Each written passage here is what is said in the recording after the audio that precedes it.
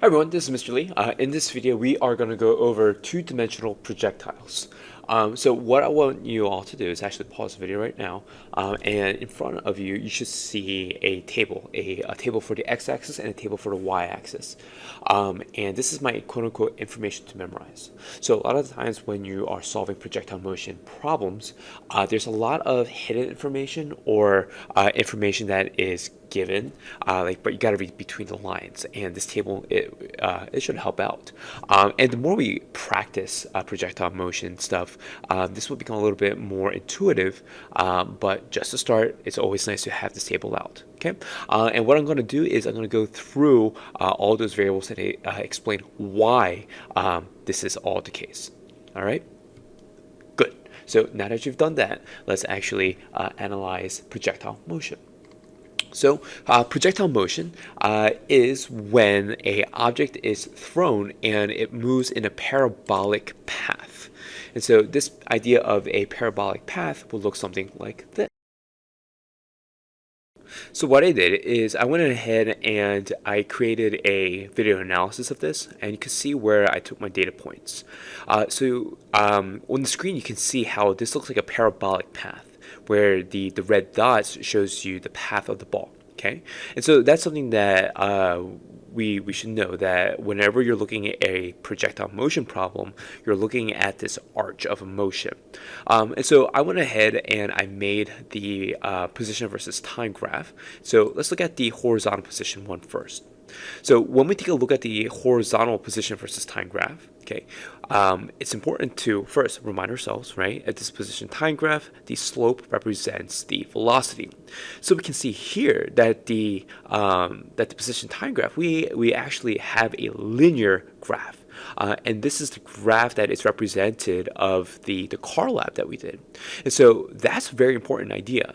That idea tells us that our horizontal motion is in fact moving at a constant rate, which brings us back to the list of things to memorize, right? So if you take a look here, we say that the horizontal component of the velocity, okay, so the launch velocity, is equal to the final velocity, and therefore the acceleration is 0.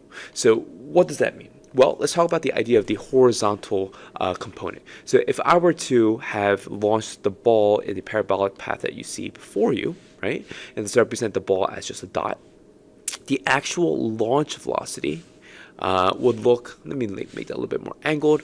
The actual launch velocity looks something like this, right? So this is V initial. And so if you remember from the first part of the unit, what we have to do is we have to break apart this magnitude into its x and y components. So let's do the x component in red. So here we have v of x, and over here we have v of y. Okay, we'll get into v of y in a little bit, and of course assuming that this right here is theta. So using our trig functions, right, so ka and toa, okay, if we have v initial, which is, by the way, the hypotenuse, because this right here is the right triangle or the right angle, and v of x right here is the side that we're looking for. V of x is adjacent to the angle, and we also have the value of the hypotenuse. So therefore, okay, if I write cosine of theta is equal to v of x over the hypotenuse, okay, and I want to isolate v of x by itself, what I'm going to do is I'm going to move v initial from the denominator to the other side. Therefore, I would get vx is equal to cosine theta times the hypotenuse v initial. And the cleanest way to write this is just put the hypotenuse out in the front and then followed by the trig function.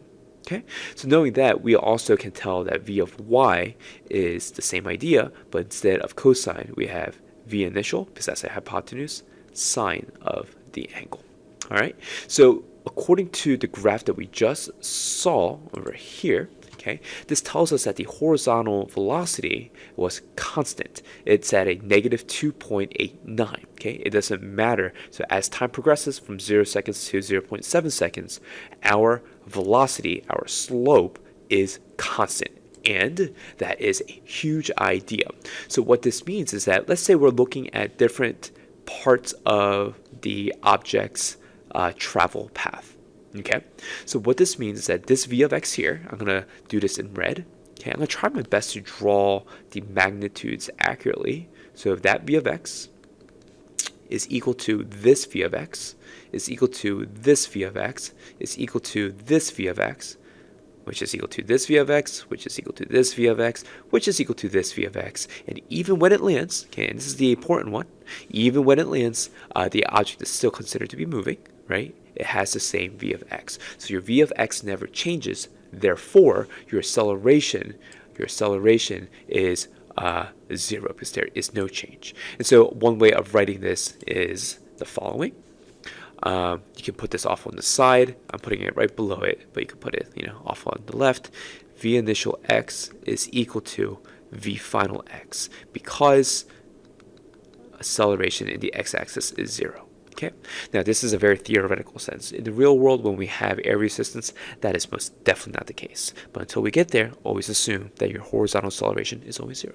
Okay, now let's look at the vertical components. So if we look at the vertical video analysis, which look at that. This is exactly the same idea as the ramp lab. Okay, and here we have this function here, y is equal to negative 4.7 t squared plus 3.4 t plus 0.03. Okay, and I'm actually going to bring that on our notes. Okay. And I want you to copy it down because I want to show you exactly what this represents. So the important thing is that this is the same shape that we got for the ramp lab. Okay, so what this is showing us is that the slope, right? So if I use the tangent finder, in the beginning, our velocity is pretty fast, and the velocity is also positive. But as time progresses, look at that steepness. Look how it flattens out. So this is showing you that as the ball is traveling, your velocity is actually slowing down until it reaches a velocity of 0, okay, at the peak. And that's big. And we're going to write that down a little bit. At the peak, your velocity is 0, and then your velocity, it becomes negative. But look at that. The steepness of the slope is ever increasing, which means that we have a constant acceleration. Okay, so let's go back to the beginning. Here, your velocity was positive, but we were slowing down. Because we're slowing down, we say our acceleration was negative. And here in the beginning, our velocity is negative. Excuse me, after the peak, our velocity is negative, and it gets more and more negative. And so that means our velocity is experiencing a negative acceleration. And that negative acceleration is the acceleration due to gravity, which is right around negative 10. Okay, so if you take a look at my formula, okay, you see that it's nowhere close to negative 10, but it's pretty close to about half of negative 10. And when we go into the kinematics equations, you can see exactly why. All right, so before I forget, let's paste that formula down here. Oops. Yeah, let's paste that formula down here so that we can analyze that. But let's sketch what we just discussed. So our vertical velocity, I'll just make that this blue color here. So here in the beginning, we saw that we had a really big initial y velocity. Okay, and then as time progressed, that y velocity, it actually got smaller. It got smaller. And then it's so small there that our velocity here at the peak, okay, Vy at the peak, excuse me, is 0 meters per second because it's no longer going up anymore and it's no longer going down anymore for a very brief moment. And this is so important. I'm getting out my important star drawer. Okay, this is a big idea. The peak, your y velocity is 0. You're still moving forward, but your y velocity is 0. Okay, and if it's one thing that students always forget is that they forget to include the idea that you're still moving forward. It's just that you're not going up and down. All right, so after that, we start to fall, and so our y velocity is increasing, but in the negative direction. And so here we see our y velocity is getting bigger and bigger. Okay, and because our y velocity is changing, we can now say that the acceleration here is negative because our y velocity is increasing. All right, so a couple of very important ideas before we dive into this kinematic equations with this sketch alone. Okay, and I'll write this idea here. If object starts and lands at same elevation. Move this up here. There is symmetry. Okay, so what this means, the idea of symmetry, and it's such a powerful idea in physics and in math, is that let's say our initial y velocity, our initial velocity here, let's say that velocity, let's use a different color, let's say this velocity right here, okay, v initial, let's say our v initial was, I don't know, 20 meters per second. Okay, just an example. What this means is that throughout the journey, as long as we start and we land at the same elevation, right here, our v final is also 0 meters per second. Okay, so however fast it launches, it lands with the same velocity.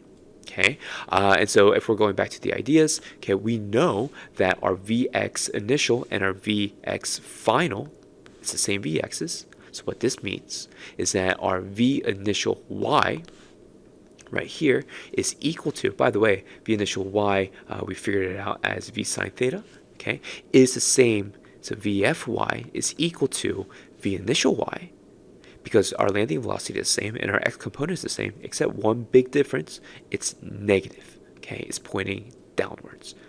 So this would be V initial, negative V initial sine theta.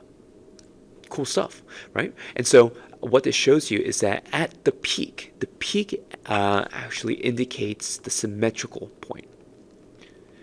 So while rising up, if we were to compare, let's say, this point right here and this point right there, okay, so let's say that's the same difference of time, okay, all the numbers there and here will be identical to each other, and let's say this point here and this point here, there's symmetry there, right, the same amount of time apart from the peak, okay, that means that all of the numbers at this point is equal to all the same numbers at this point, and you get the drift, right, and that is because there's symmetry at the beginning and there's symmetry at the end. Cool stuff. Man, math is amazing. So let's take a look at this function. If we're to take a look at this function and just copy that down real quick, we're going to compare this function here to the actual kinematics formula. So the kinematics formula that we discussed before looks something like this. So I'm going to write it out in a long form, and then I'm going to do some math, and I'm going to just change it up just a little bit. Plus v initial t plus 1/2 at squared. Okay, so this is the base formula, and I'm going to rearrange it so that we're looking at the y-axis only. Okay, the first thing I'm going to do is going to move that over, so we get xf minus xo, which is just delta y is equal to v initial t plus 1/2 at squared.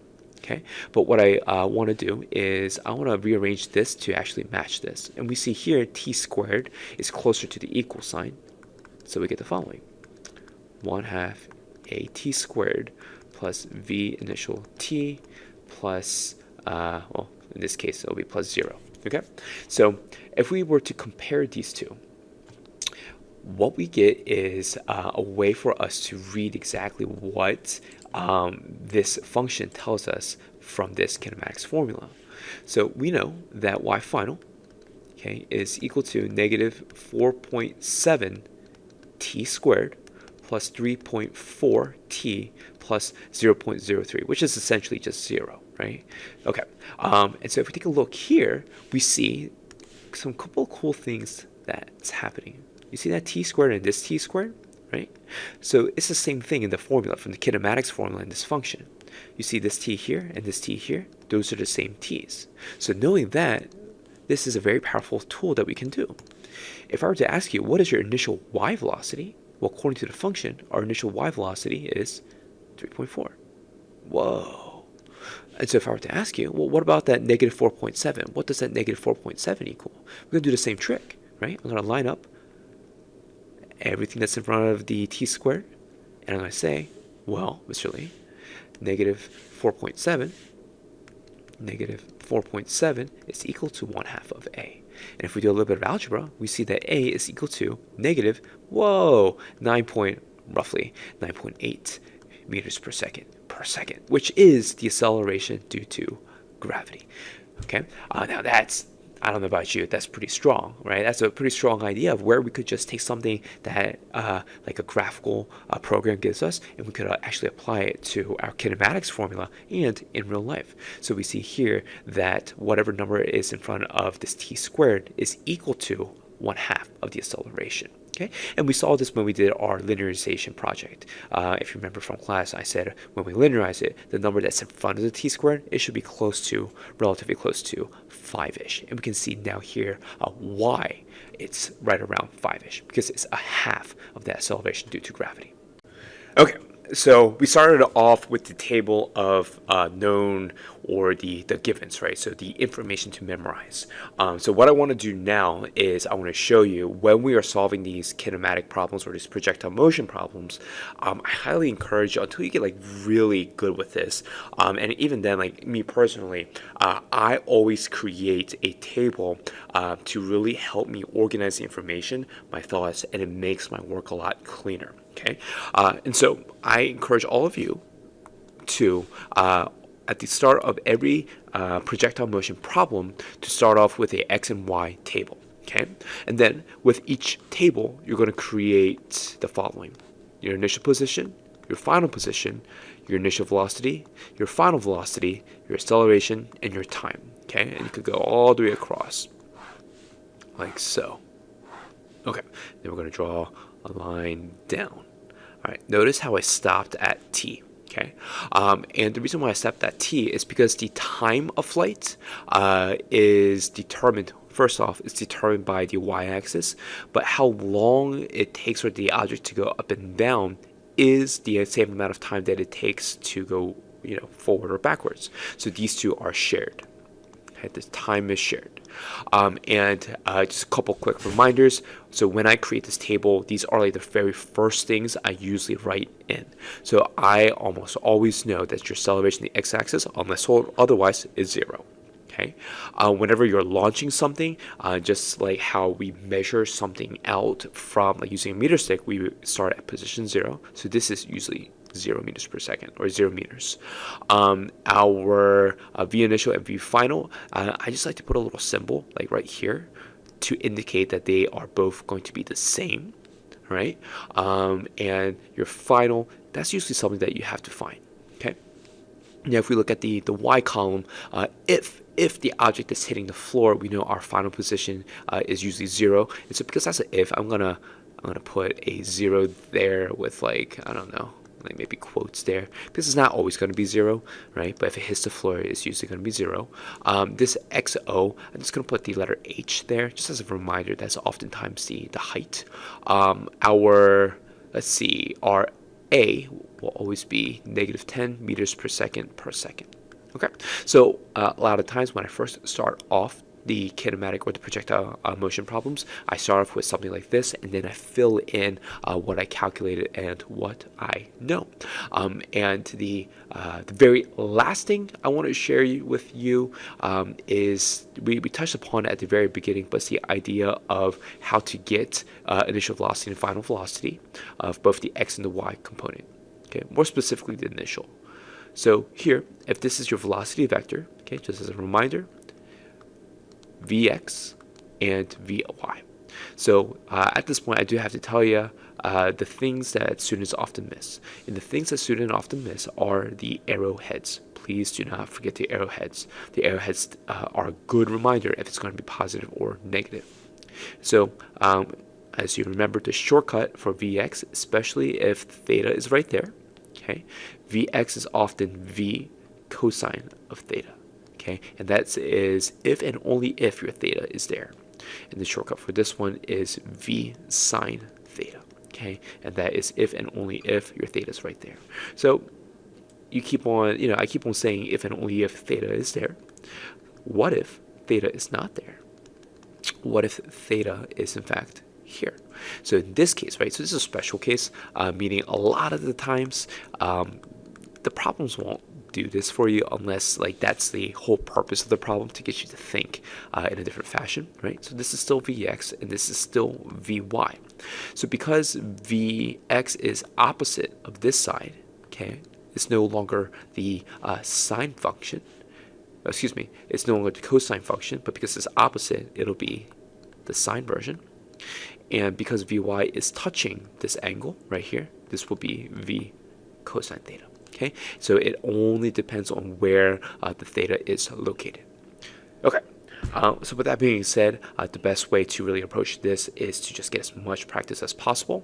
And so that's where I will leave you off with. I'll see you next time. Bye-bye.